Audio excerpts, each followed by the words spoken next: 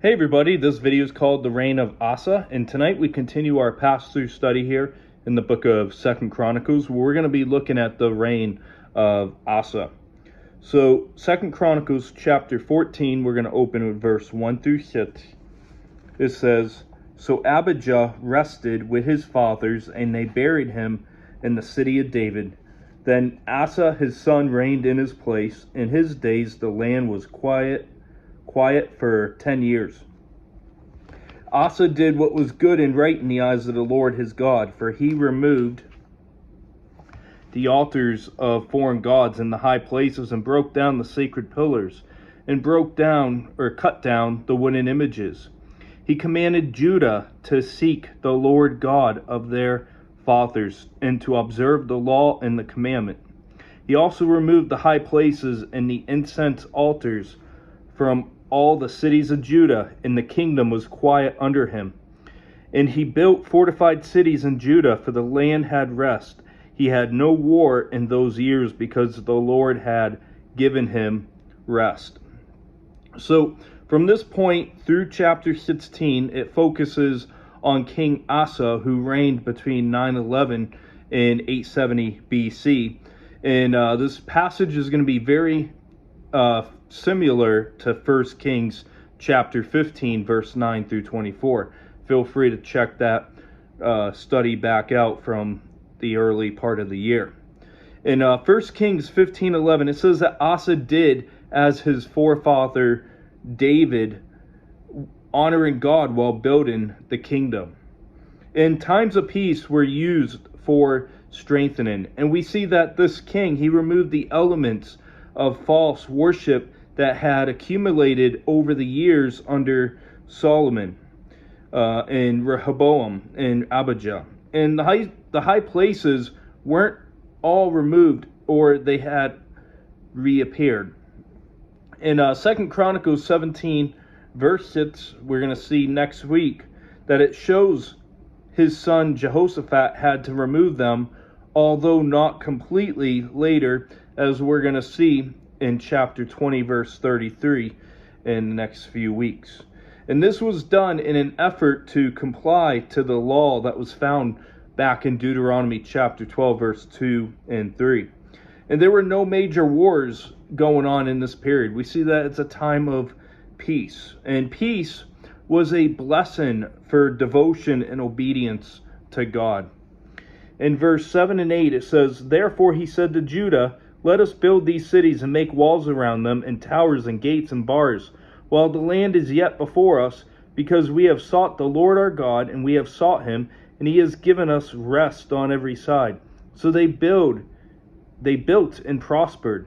And Asa had an army of 300,000 from Judah, who carried shields and spears, and from Benjamin 280,000 men who carried shields and drew bows. All these were mighty men of valor. So God also assisted in Asa's building projects as Asa sought God.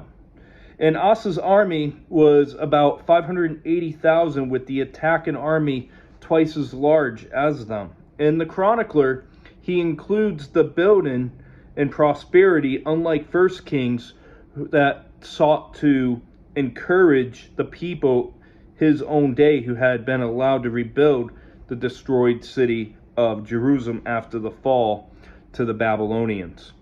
In verse 9 through 11, "Then Zerah the Ethiopian came out against them with an army of 1,000,000 men and 300 chariots, and he came to Mareshah. So Asa went out against them, and they set the troops in battle array in the valley of Zephathah at the Mareshah. And Asa cried out to the Lord his God and said, Lord, it is nothing for you to help, whether with many or with those who have no power. Help us, O Lord our God, for we rest on you, and in your name we go against this multitude. O Lord, you are our God. Do not let man prevail against you." So Mareshah was approximately 8 miles southeast of Gath and 25 miles southwest of Jerusalem. And Rehoboam earlier reinforced the city in chapter 11, verse 8. And Zerah was believed to be the general of Osorkon the second ruler of the 22nd dynasty of Egypt. And we see here that Asa's appeal to God was centered on God's supremacy and reputation.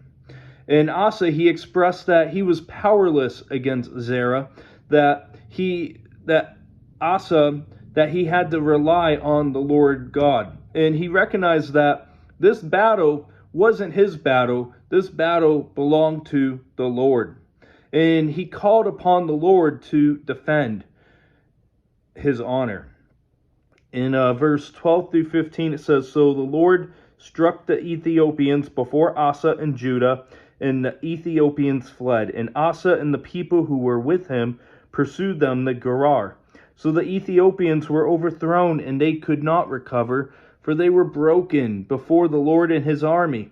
And they carried away very much spoil. Then they defeated all the cities around Gerar, for the fear of the Lord had come upon them, and they plundered all the cities, for there was exceedingly much spoil in them. They also attacked the livestock enclosures, and carried off sheep and camels in abundance, and returned to Jerusalem." So we see that God had fought on behalf of Asa and Judah. And Gerar was approximately 8 miles south of Gaza on the Mediterranean coast. And Egypt does not appear again on the scene here for another 150 years, as seen back in 2 Kings chapter 17, verse 4. And the spoils of Judah's victory were immense.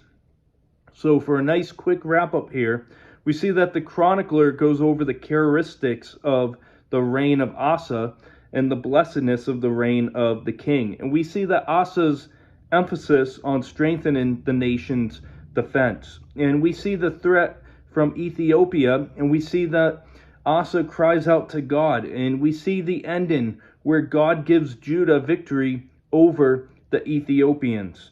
And that's going to wrap up today's video, nice and short. We've been going through some quite long ones lately, and we'll see you next as we're going to look at the Levitico and reform in Judah. So have a great rest of your evening. There is no topical Saturday this week. We're going to move into chapter 15 on Saturday. So we'll see you for the reforms of Judah and the Levitico. God bless.